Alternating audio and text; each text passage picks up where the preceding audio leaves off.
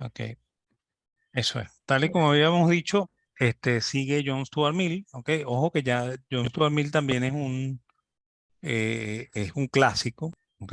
O sea, es de la escuela clásica, lo que pasa es que ya es la decadencia de la escuela clásica, ok.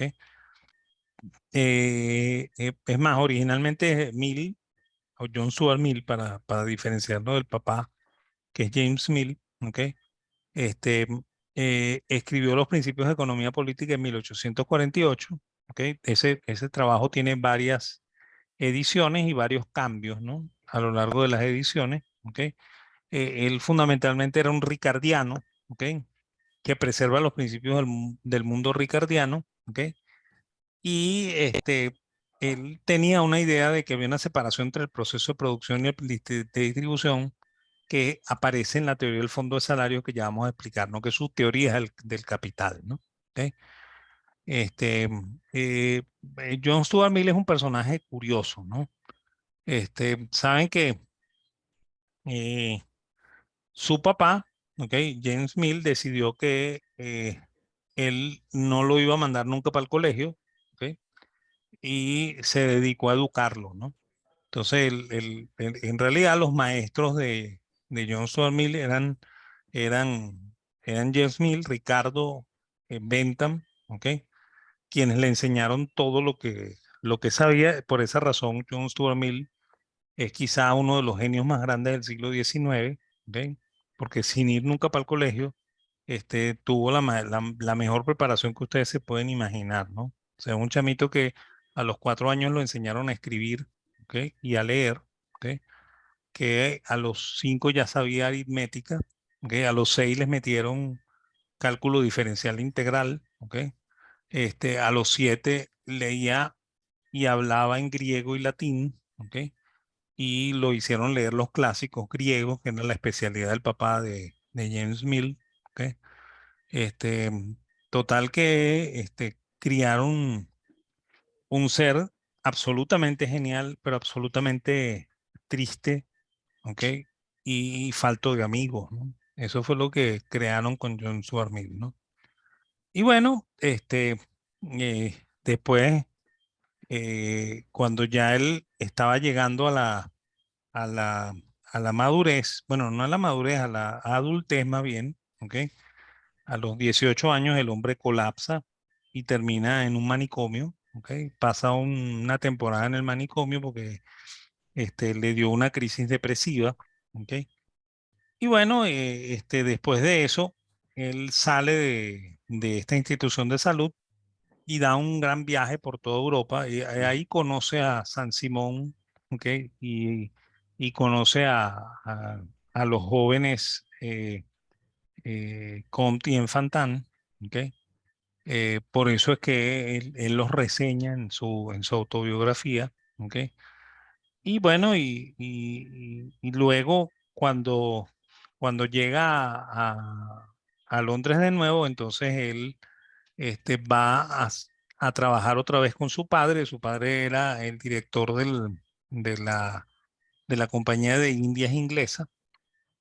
Y bueno, y él va a heredar ese cargo del padre, ¿ok? Por lo cual tiene la vida más o menos cómoda, ¿no? Más o menos cómoda, ¿ok? Y bueno, y se enamora de una mujer casada, ¿no? ¿Ok? Se enamora de una señora que se llama Harriet Taylor, que era una feminista, una sufragista del siglo XVIII. En el siglo XVIII, perdón, siglo XIX, las mujeres no votaban, ¿ok? Entonces, esta mujer era una de las líderes del movimiento sufragista, que era como se llamaba a las mujeres que querían que les dieran el derecho al voto, ¿ok? Y bueno, él se enamora de ella está casada, ¿ok? Y ella es una mujer de un carácter muy fuerte, ¿no? Tan fuerte que comentan que cuando John Stuart Mill la visitaba, el marido llegaba y abría la puerta y veía que John Stuart Mill estaba adentro. Entonces el tipo cerraba la puerta y se paraba por ahí a esperar que saliera Mill para después entrar él, ¿ok? Porque me imagino que él le tenía miedo a la esposa, ¿ok? No quería que la esposa le armara un lío porque él llegaba a la casa a una hora que no debía, ¿ok? Porque estaba el novio visitándola, ¿ok? Y bueno, y después este señor se muere, ¿ok? Y Mill se casa con esta señora, ¿ok? Y ella muere muy rápido porque le da la enfermedad del siglo XIX, ella sufre de tuberculosis, ¿ok? Y ella lo contagia a él, ¿no? Y de hecho él muere de tuberculosis, ¿ok? Unos años después de la muerte de ella, ¿no? ¿Ok? Eh, el único amor de su vida fue esta señora, que era una señora casada, ¿no? ¿Ok? Y que, bueno, que él tuvo que esperar que ella enviudara para casarse con ella, ¿no? ¿Ok? Ojo, en el siglo XIX en Inglaterra no había divorcio, ¿no? ¿Ok? Por si acaso. ¿Ok? Y hay otra cosa adicional, ¿no? Ambos son creyentes de que hay un problema de población en el mundo y que la población tiene que ser controlada, ¿no? Un cuento parecido a lo que pasa en el siglo XXI con mucha gente que cree que eso es verdad, ¿ok? Y bueno, y ellos este, se paraban en las puertas de las fábricas, ¿ok? Para repartir folletos abortivos, ¿ok? Y folletos ¿cómo se llama? Anticonceptivos, ¿ok? A los obreros de las fábricas, ¿no? ¿Ok? Y como ellos pensaban que ¿cómo se llama? Que los obreros eran analfabetas, entonces ¿cómo se llama? Los libros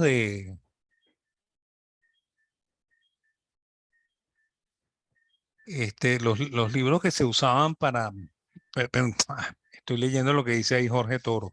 Este, sí, a los 6 le enseñaron cálculo diferencial, ¿ok? Para Alex que está preguntando por ahí.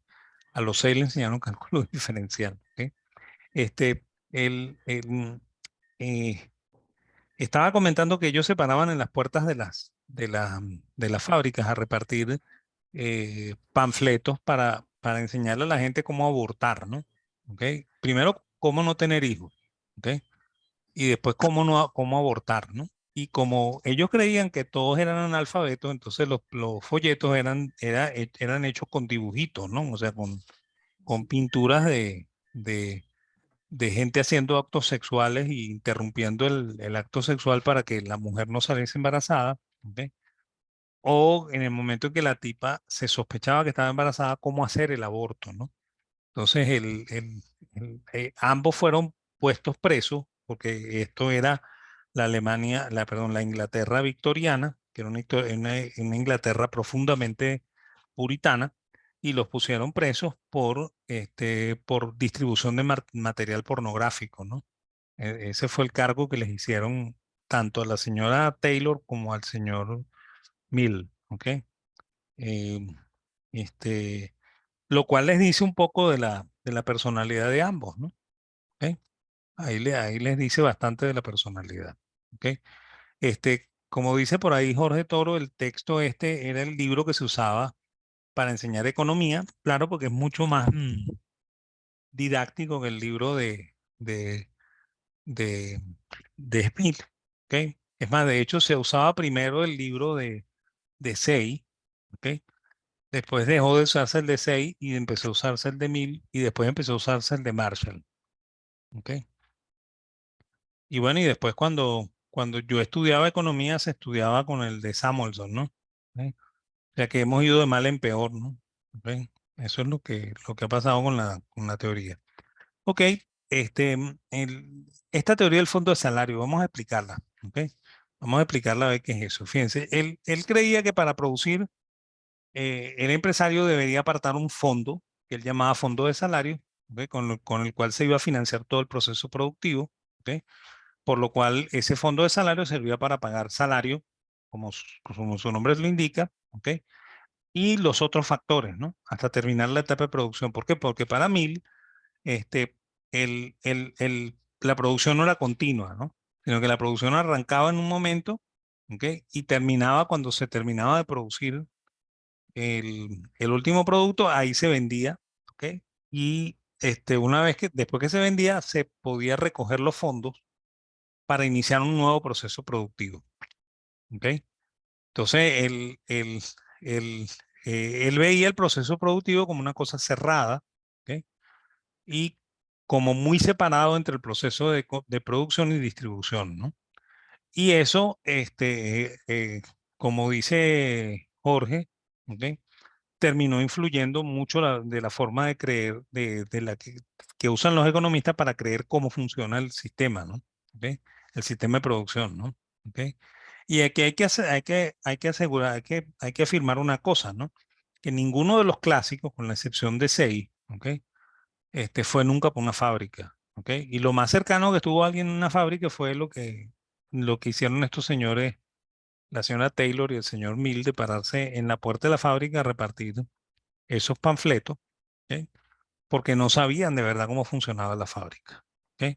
Y una de las razones por las cuales la escuela clásica muere, ¿ok? O desaparece, es porque la escuela clásica no tiene discípulos, ¿ok? Porque ninguno de ellos fue profesor, ¿ok?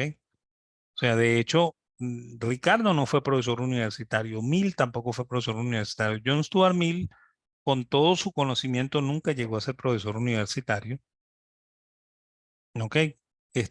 Los únicos que quizás fueron profesores fueron Smith y Say, ¿ok?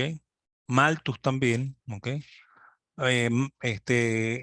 Marx nunca llegó a ser tampoco profesor universitario, ¿ok? Sin embargo, todos los opositores, ¿ok? Sí lograron armar grupos de discípulos, ¿ok? Y tenían sus alumnos. Por eso esas escuelas tuvieron mucho más profusión que la que pudo tener la escuela clásica, ¿no? ¿Ok?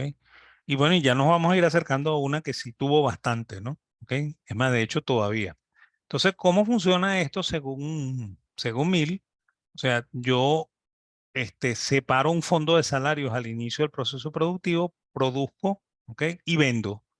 Pero solamente una vez que vendo, yo puedo tener dinero, ¿ok? Con lo cual apartar un nuevo fondo de salario para iniciar el siguiente proceso productivo, ¿no? ¿Ok? Las fábricas no funcionan así, pues las fábricas van sacando productos todos los días, ¿ok? Y los van vendiendo todos los días, ¿no? O sea que esto no funciona como lo pensaba Milly, ¿no? ¿Ok? Pero bueno, es una forma de ver el proceso productivo y la teoría del capital, ¿no? ¿Ok? Ok, ya final de la escuela clásica llega Karl Marx, que también es un ricardiano, ¿ok? Fíjense que Mill nace en 1806, muere en 1873, ¿ok? Marx nace en 1818 y muere en 1883, ¿ok? Este, él, eh, eh, Marx tiene una vida bastante enrollada, ¿ok? Vamos a ver por qué digo yo lo de bastante enrollada, ¿no? Él es el hijo de un abogado de origen judío que se llamaba originalmente Heine Marx, ¿ok? Su papá se bautizó como luterano, ¿ok? Porque si él, eh,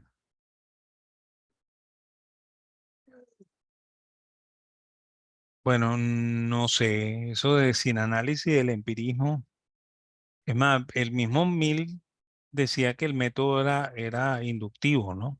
¿Ok? Entonces no sé, ¿ok? No, eso del análisis del empirismo, no sé.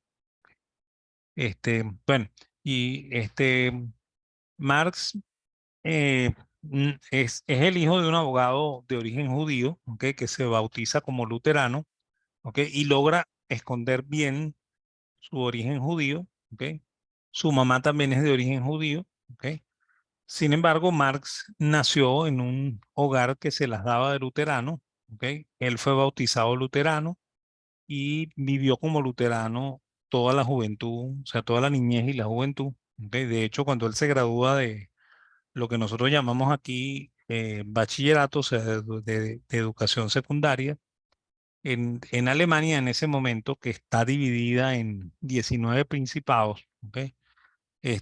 Había una suerte de tesis que había que hacer cuando uno terminaba el curso de secundaria, una cosa muy parecida a la que hacen aquí en Venezuela, hacer una pequeña tesis para que el chico demuestre que sabe hacer método científico, obviamente que eso no sirve para nada, ¿ok? Y los muchachos lo que hacen es perder el tiempo y no aprenden de verdad absolutamente nada, porque después cuando van a hacer la tesis, otra vez arrancan de cero, ¿ok? Este, eso es un mal experimento, ¿no? Entonces, bueno, Marx, el tema que tomó para su tesina, ¿ok? Fue de cómo el amor de Cristo nos salva en la cruz, ¿ok? O sea, eso les puede decir un poco cómo era el joven Marx, ¿ok? Él cuando se gradúa quiere estudiar historia, ¿ok? Y filosofía y convence al papá para que lo manden a la Universidad de Jena, ¿ok? El papá lo envía, ¿ok? Y el muchacho en secreto empieza a estudiar es historia y filosofía, no está estudiando derecho como quería el papá, ¿ok? Y se mete en varios líos, ¿no? Se mete en varios líos porque él, originalmente se suscribe a una fraternidad de estudiantes en las universidades alemanas. Había la costumbre de establecer fraternidades, así como en las norteamericanas. De hecho, las universidades norteamericanas toman la influencia de estas universidades eh, alemanas, ¿ok? Ya vamos a ver más adelante por qué, ¿ok? Y bueno, y el, eh, eh, él se suscribe a una fraternidad que se llama la Fraternidad de los Jóvenes Bebedores, ¿no? ¿Ok? Por lo cual Marx va a adquirir un vicio que lo va a acompañar toda su vida, porque Marx fue muy dado al alcohol, ¿no? ¿Ok? Entonces, bueno, en esa época, en estos principados, pues, fundamentalmente en el Principado de Prusia, que es donde ellos viven, ¿ok? Las personas que se emborrachan y están en la calle, los meten presos, ¿ok? Y tiene que ir un familiar a buscarlos, ¿no? Para que el familiar se responsabilice por el muchacho o por el personaje que se está dejando llevar por el alcohol. Y bueno, y el papá es el que le va a tocar rescatar varias veces al hijo, ¿ok? El papá está profundamente preocupado por la suerte del hijo, ¿ok? Y el hijo le promete que si él le permite cambiarse de universidad, ¿ok? Él va a dejar el vicio, ¿ok? Y bueno, se cambia de universidad, pasa para Berlín, donde efectivamente se estudia mucho más eh, la filosofía hegeliana, que era lo que le interesaba a Marx, ¿ok?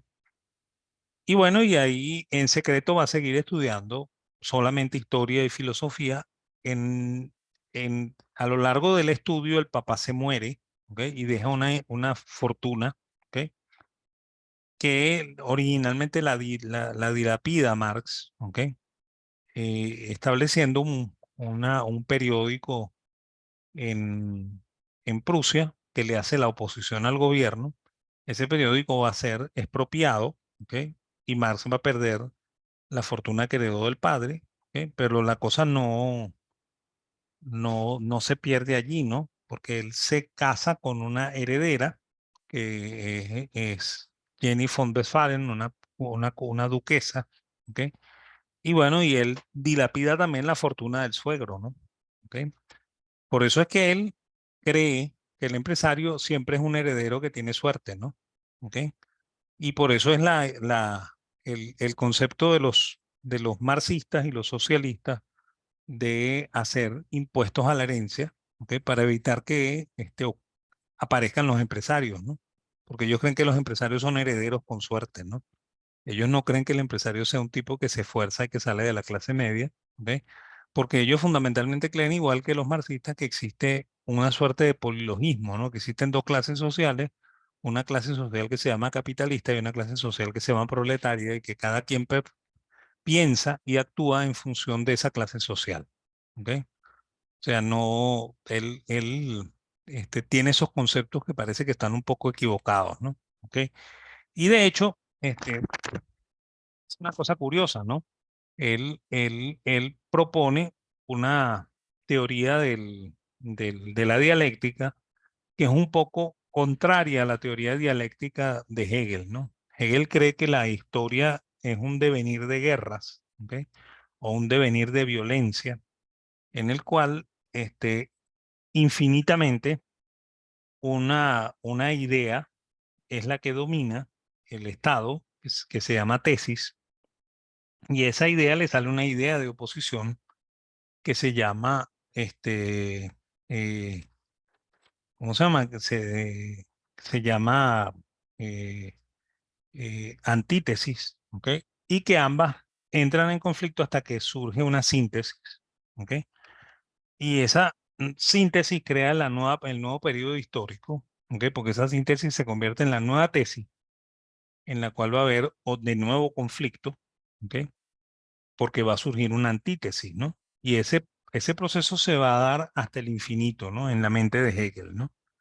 Marx cree que no, ¿ok? Marx cree que eso no es ideal, ¿ok? Como lo pensaba Hegel, o sea, que no es idealista, ¿ok? Sin embargo, aunque él dice que es materialista, su forma de pensar es profundamente idealista, ¿ok? Este, de hecho, él cree que antes del capitalismo era el feudalismo, ¿ok? Y que en el feudalismo también hay dos clases sociales que están en pugna, ¿no? Que son la clase de los dueños o los propietarios y la clase de los siervos, ¿no? ¿Ok? Y ahora esas dos clases se han transformado en la clase capitalista y la clase proletaria, ¿ok? Pero, ¿por qué Marx dice que del capitalismo o sea, del feudalismo se va al, ¿cómo se llama? A la- al, al capitalismo, ¿no? Porque en Alemania, ¿ok? Las relaciones feudales, ¿ok? Funcionaron hasta 1808, ¿ok? O sea, 10 años antes que naciera Marx, ¿ok? Cuando entra Napoleón Bonaparte y los obliga a salirse del feudalismo, ¿no? Ya en Francia no existe feudalismo, es más, en Francia todo el siglo XVIII no fue feudal, ¿ok? Por lo cual el proceso histórico no es como lo relata Marx, ¿no? O sea, Marx relata una versión que es parcial, que es la versión de lo que cree que pasó en Alemania y cree que va a pasar en Alemania, ¿ok? Pero no es una realidad que pueda ser extrapolable a todos los países, ¿ok? Este, él cree que todo el valor se genera en el trabajo, ¿ok? En eso es absolutamente ricardiano, ¿ok? Y cree que el trabajo que no se remunera, ¿ok? Se le llama plusvalía, ¿ok? Y que por esa razón toda mercancía tiene trabajo incorporado que no ha sido pagado, ¿no? ¿Ok? Incluso el capital, ¿ok? Como máquinas, tiene un trabajo que no ha sido pagado, ¿ok? O sea que el capital no es más que trabajo acumulado, ¿ok? Y la tierra también, ¿ok? O sea, para Marx todo es trabajo, ¿ok? Bueno, él acepta la ley del hierro de los salarios, ¿ok? Que es un principio de la escuela clásica, ¿ok? De que el empresario termina pagándole al trabajador el salario de subsistencia, ¿ok? Y bueno, y parte de las ideas de Hegel en lo político, ¿no? Lo que pasa es que él dice que su propuesta es anti-hegeliana, ¿no? Y bueno, como él cree que el valor está determinado por horas de trabajo socialmente necesarios, ¿ok? Él cree que al trabajador le pagan de su trabajo solamente una parte que cubre lo que él llama capital variable, que es el sueldo, ¿ok? Y el empresario se apropia de la parte excedente que se llama plusvalía, ¿no? Por lo cual ahí funcionaría como una suerte de ecuación en la cual el precio es el capital variable más la plusvalía, ¿ok? Y toda transferencia se hace por la equivalencia en unidades de trabajo de las cosas, ¿no? Porque el trabajo como es la única unidad de valor y cualquier transacción que se haga en el mercado se hace por unidades de trabajo, ¿ok? Y bueno, y él cree que existe una tasa de explotación, ¿ok? Que sería el monto de la plusvalía entre el monto de los salarios pagados o el capital variable, ¿ok? Y cree que existe una composición orgánica de capital, que es la relación entre capital y trabajo que aplica el empresario para el proceso productivo, ¿no? Él cree, primero, que esta tasa de composición orgánica del capital va en razón creciente con el desarrollo del capitalismo, porque mientras más capitalista es la sociedad, más capital tiene, ¿ok? Y menos trabajo usa, ¿ok?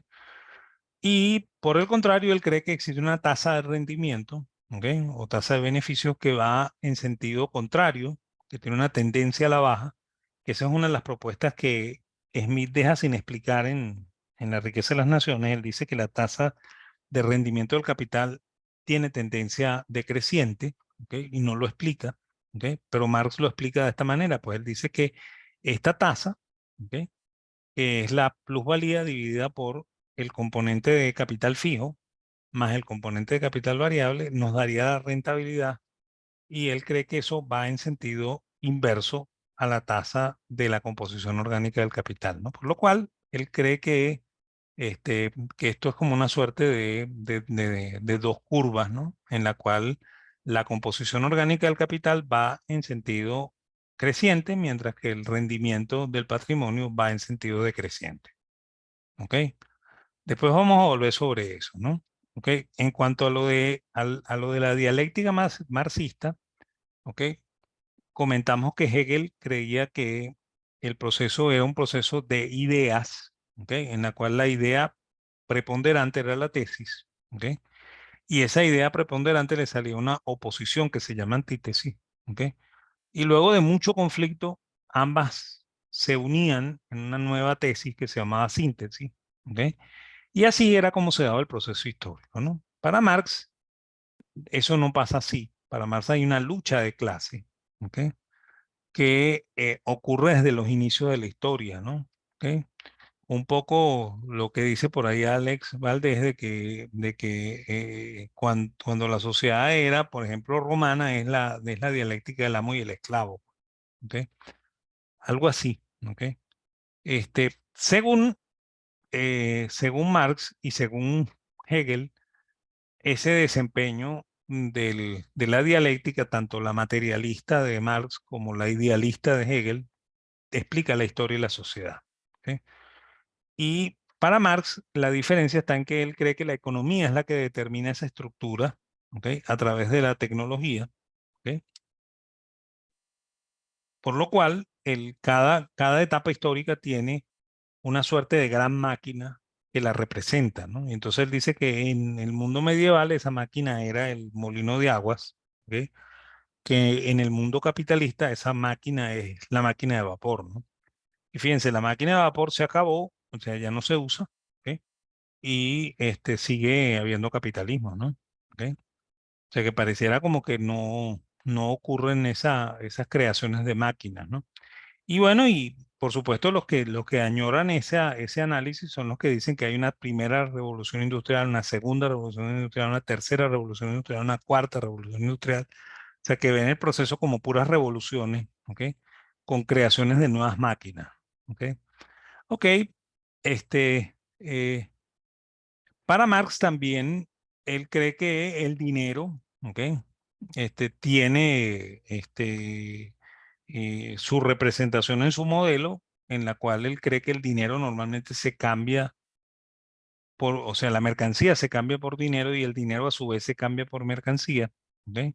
Por lo cual el dinero sirve de tránsito de este proceso capitalista, ¿ok? Y de acuerdo a esa relación, los precios tienden a elevarse, ¿ok? De esta manera, o sea, los precios crecen y eso hace crecer el dinero y a su vez la crecida del dinero hace crecer los precios, ¿no? ¿Ok? Eso es así es como más o menos Marx ve el proceso, ¿no? Ok, sin embargo, hay un elemento que sí es crucial, ¿ok? Que a mí me interesa desarrollar en este momento, que es cómo Marx ve el final de la era capitalista, ¿no? Él cree que hay tres leyes, ¿ok? Que determinan ese proceso por el cual se va a acabar el capitalismo y va a aparecer el, el, el socialismo, ¿no? ¿Ok? Y esa es la idea que tiene Marx originalmente, pues. O sea, Marx cree que para ser un país socialista tú tienes que desarrollar el capitalismo al máximo, o sea, lo que ellos dicen, desarrollar las máximas contradicciones del capitalismo, ¿no? ¿Ok? Y esa es la razón por la cual en su momento Marx creía que el socialismo solamente era posible en Inglaterra, ¿ok? Y que probablemente podía ser posible en segunda instancia en Alemania, ¿no? Porque era el país que le estaba pisando los talones a Inglaterra, ¿ok? En esto del proceso capitalista, ¿ok?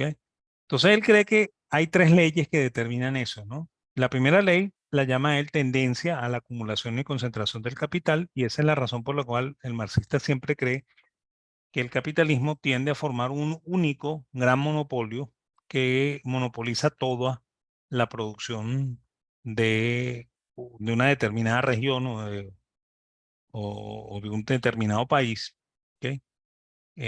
Porque él cree que el capitalismo, el capital se concentra y se acumula, ¿no? ¿Ok?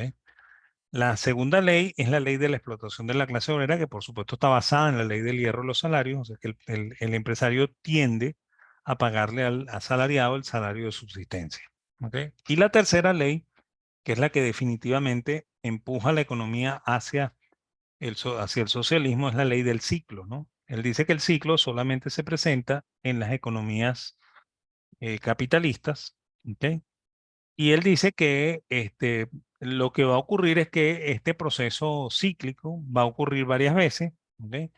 Esa ocurrencia de varios ciclos va a ir minando a los capitalistas, ¿ok?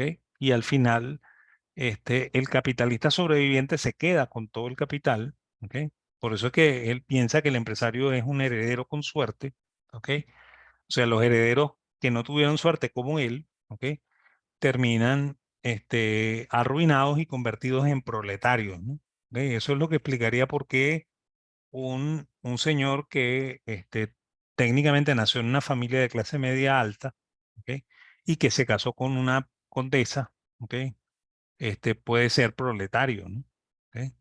Porque sencillamente el empresario cuando se arruina, ¿ok? Pasa a formar parte del proceso ¿cómo se llama? Del ejército industrial de reserva, por lo cual pasa a ser proletario, ¿no? ¿Ok?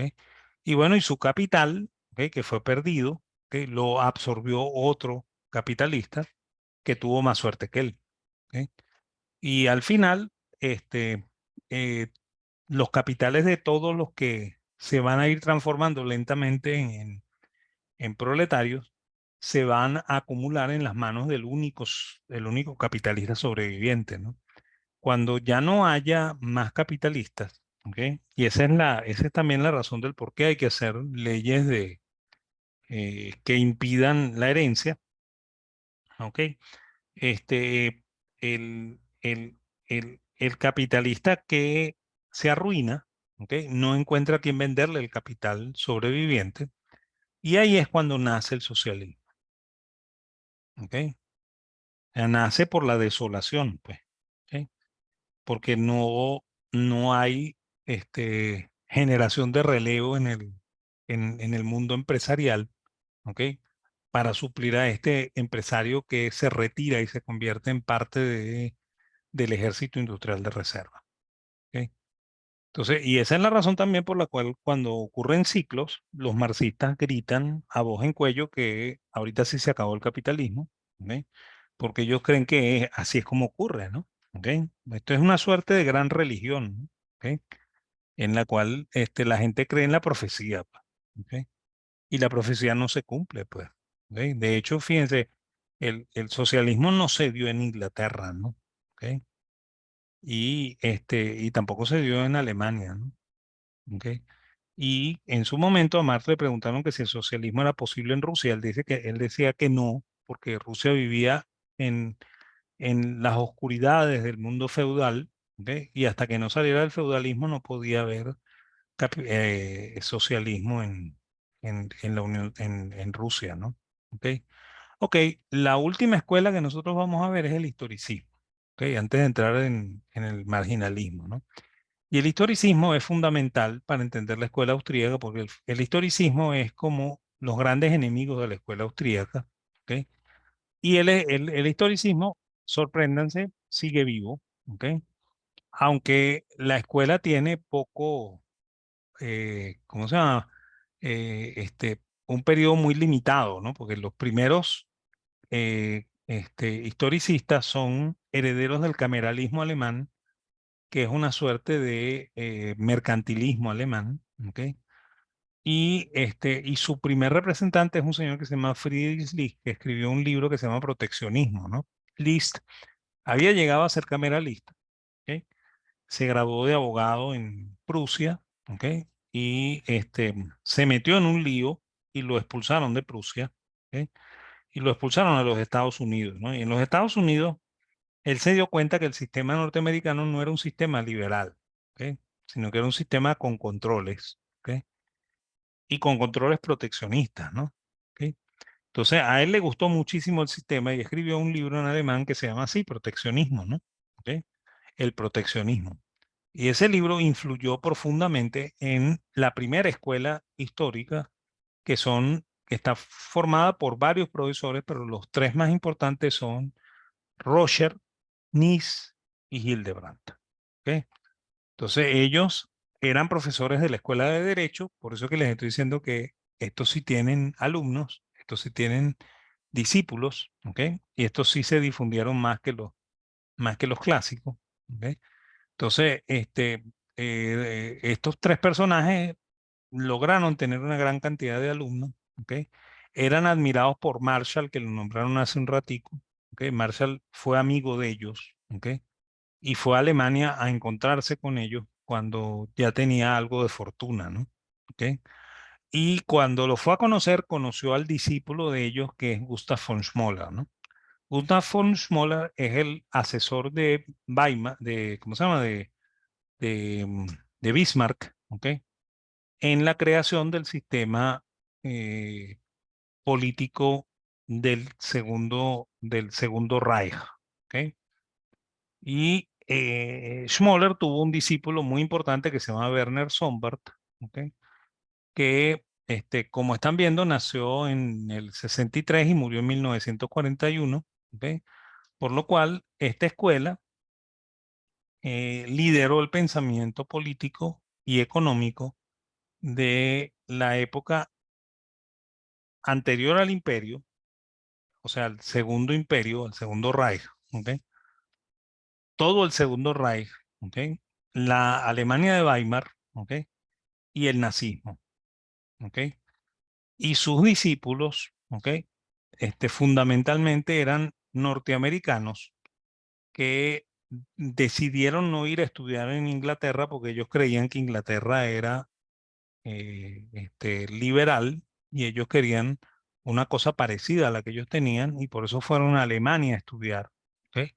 Y ahí estudiaron la mayor parte de los profesores que después enseñaron economía en las universidades alemanas, en las universidades norteamericanas, ¿ok? Y bueno, y además Marshall era amigo de ellos, ¿ok? Marshall este, preparó a toda la escuela de Cambridge, ¿ok? Este, en, en, en adoración de este sistema de control estatal, ¿ok? Que se llama historicismo, ¿ok? Y bueno, ¿y qué piensa lo que el historicismo? Bueno, es una oposición directa a la escuela clásica y al liberalismo económico, ¿ok? Ellos creían que el liberalismo económico no funcionaba, que solamente funcionaba en Inglaterra, ¿ok? Y que no podía servir en otras partes. Creían que la ciencia era la ciencia económica era una ciencia holística, ¿ok? Sin embargo, no creían en la posibilidad de una teoría económica general, ¿ok? Ellos creían que cada país tenía una teoría económica distinta. Entonces, cuando ustedes oyen a algún economista diciendo que Venezuela es distinta, ¿ok? Eh, tiene influencia historicista, ¿ok? Creían en el método inductivo, ¿ok? Igual que los positivistas.